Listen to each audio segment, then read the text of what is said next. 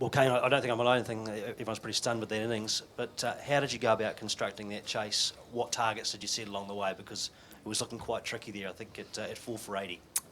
Yeah, it was just trying to build some sort of partnership to get the game into a death phase, I suppose, in terms of being able to play with a bit more freedom and try and get a bit of momentum. And we were able to do that in small bits, but obviously the partnership and the knock from Colin was outstanding in terms of swinging that momentum, and he hit the ball beautifully. Perhaps coming in fresh rather than trying to negotiate the surface prior might have been a positive thing, but it was certainly enjoyable batting with him, and a great game of cricket on a surface that was tough for both sides, and it required both teams to adapt, but often those sorts of surfaces create those sorts of games, so it was a great game to be a part of, but obviously nice to come out on top. Kane, there was a period, like say from overs 25 to 30, when you were hitting the fielders quite often. Technically, could you explain to us how a surface like this leads to that happening, and how was coming out of it like? Yeah, those ones were coming out of the middle too, which was semi-enjoyable, but couldn't get any runs for it. But on those sorts of wickets, I think both sides were just trying to bowl as straight as they could, almost test match areas where you're trying to hit the top of off even a fraction shorter and try and create that squeeze mentality. And both teams did do that very well, and both sides were under pressure in a number of occasions. And if you can, I suppose, if you can try and build a partnership and then look to then change the momentum of the game because you've got some sort of platform, then that gives you the opportunity to perhaps try and get a few more runs. But as it sort of turned out, often when we tried to do that, and same with the South African side, it was very difficult. So a bit of a scrappy game, but also, like I say, a great game to be a part of and a very close one.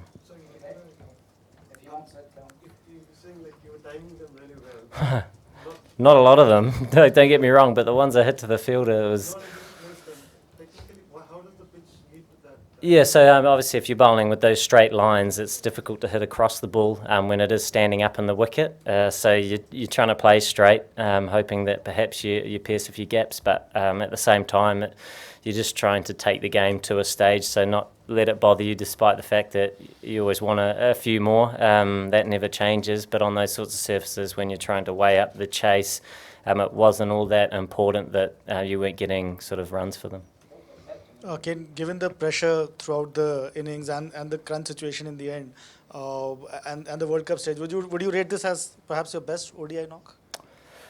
Yeah, I haven't sort of thought much about that just yet. Obviously, just been batting for a while, and it's just really nice to build those sorts of partnerships with that middle lower order that were so important, and having that experience in those sorts of situations as a collective is a really beneficial thing. Don't really rank innings, but each time you can try and go out and contribute to a winning performance is something that you're always wanting to do, and it was nice I was able to achieve that today. Kane, amid all the blazing hitting and sixes elsewhere in this tournament, is it satisfying to play such a thoroughbred innings as that? Almost old school, dare I suggest? It just sort of was what it was, I guess. You're just trying to do the job as best as you can, and commit to the team plan rather than perhaps your own, and not get caught up in what it looks like, and just, like I say, just trying to build those sorts of partnerships, because naturally when you're chasing, there's a total there that sort of dictates your play. And like you mentioned, there's been a number of varying scores throughout this competition, and I suppose weather has had a little bit to do with that, but we've been on a variety of surfaces, and it's been nice that guys have adapted well, and we know that coming into the back end of the tournament, there'll be some extremely tough games on different wickets again, and we'll have to wait and see what they hold for us. Kane, obviously the game wasn't, in the context of the tournament, wasn't as important to you as it was for South Africa, but Faf came out and said it felt like Auckland 4 years ago. Did you feel that same? I watched most of that game, so it felt a little bit different for me. I was on the sidelines, but it was another really tight game. We've had a number of great games against South Africa. They're a fantastic side, and obviously a very difficult side to beat. And then you you get on a sort of a surface where it sort of dictates how deep the game goes, because it can be hard to blast teams out, but then it can be very difficult to score. So you're sort of playing sort of a slow, I guess, death by paper cuts in terms of a bowling outfit, and that's what we were looking to try and achieve as well. And once again, another great game, another close one, but I think every game's important, and naturally important for them, but very important for us. We're wanting to keep improving throughout this competition, and I think for us that looks like playing smart cricket and adapting, because the surfaces have varied a lot, and we need to keep trying to look to do that and be better at that. Hi, Kane. Just talk us through that last ball of the penultimate over. There's a short third man that you've kind of found quite a bit, and then so you decide to open the face of the bat and kind of get it past him. So was that almost, in a sense, premeditated to kind of hit that gap if it came that way, just knowing how tough it was to, as you said, to play those straight lines? Yeah, I was just looking for a single, to be honest. And then at the last minute, I didn't.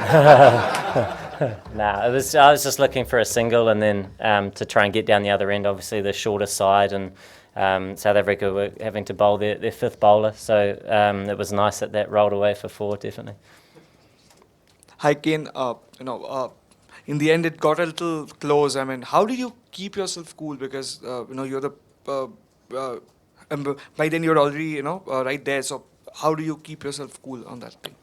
I suppose it's just trying to focus on the task and what we need to try and achieve, and throw a number of different things into that equation, and try and make the best decision you can. And it doesn't always come off, but it was nice that we were able to take the game to a stage where we then get across the line today, which was, like I mentioned, a really good experience for us as a team in this tournament. But yeah, it certainly doesn't always happen like that, but it was just important for us today to take the game to a stage, and we were sort of keeping track of the overs and who was bowling what, and trying to assess some of perhaps the bigger threats on that surface, and the long side, the short side.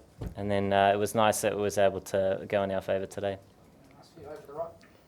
Kane, your first three wins was quite comfortable.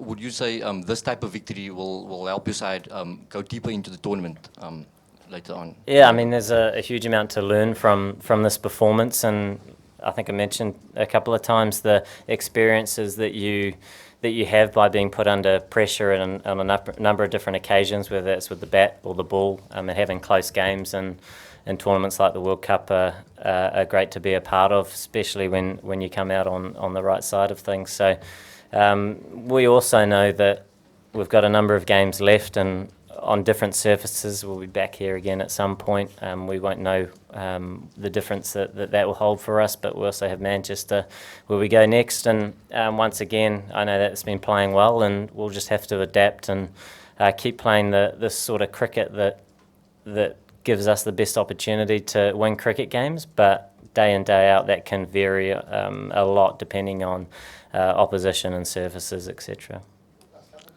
Kane, there were long periods where you just, hitting ones here, dink the ball around. But then there are also very brief periods where you'd miss one, or you'd under-edge one, or hit one back to the bowler, and then you kept getting me in the arm 3 times as well. Yeah, so there's all different things going on. That's what I'm saying. So how do you? Is there something you do especially to get yourself back in the moment? But clearly you were frustrated. You swung the bat a couple times. Just personally, what do you do? Yeah, once it slipped and it looked like but it wasn't quite. It didn't have the anger behind it, but it did fall out. Yeah, I guess it's just trying to focus on the team situation, and look, it hit a few fielders. Sometimes you knew that you were going to have tough periods out there, so going into the innings, it was important that you tried to give yourself a little bit of a break, because no one played the free-flowing innings except for perhaps de Grandhomme, which was obviously very nice to watch. But if you're having to try and start an innings where the quality of the South African attack was going to bowl straight and hit an area for a long period of time, ones were quite tricky, but it sort of doesn't really matter as long as the team is moving forward. And if a guy at the other end hits a boundary and you're looking at sort of 4.5 and over, then a large part of that over is achieved. And and then in the back of your mind, you're just weighing up where you want to be a little bit later on. So taking the focus away from yourself and much more around the situation where we want to be as a team is the focus.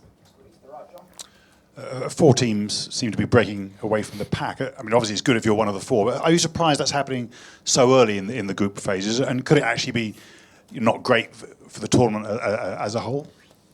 I don't know, really. I mean, there's still a number of games left that, and as we know in these sorts of tournaments, things can go in a number of different ways, and you always see, I guess, sides that are ranked lower beat sides that are ranked higher, and all these different sorts of things. But and I think we will find playing on a number of similar surfaces where wickets age that there's another varying factor, but it's very hard to judge with only sort of half the games gone in the tournament in terms of what it looks like at that end point. But for us, we're focusing on the cricket that we want to play and trying to improve day in, day out. You talked about that you focus on match situation to calm yourself down.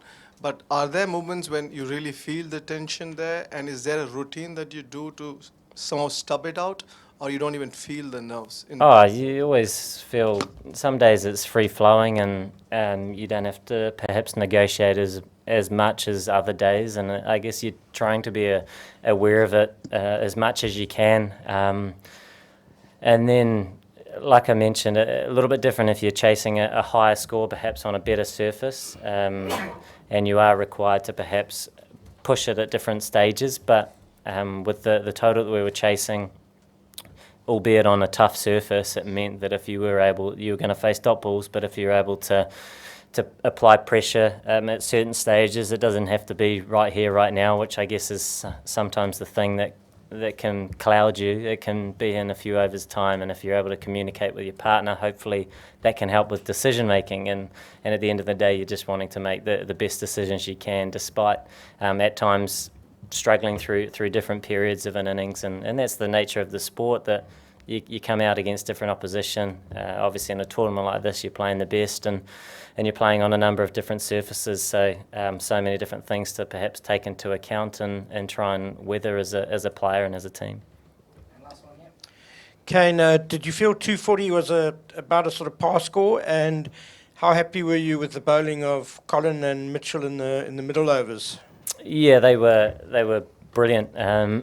We sort of knew that throughout the middle overs scoring could be quite tough, but at the same time you had to execute your skills well, and there was a short side to the ground, which meant that there was always perhaps a boundary option. But they were brilliant for us, and in terms of a par score, it is always quite hard to tell. If you're able to take early wickets, then perhaps it was a par score, but at the same time, you always want a few more, don't you? And it's sort of impossible to reflect and give a sort of a definite answer. But it was one of those wickets that if you were able to squeeze and apply pressure, which they did, and they certainly weren't far away from perhaps getting across the line themselves. But it was nice once again to be able to take the game to a stage where we gave ourselves a chance to win it, which we were able to do.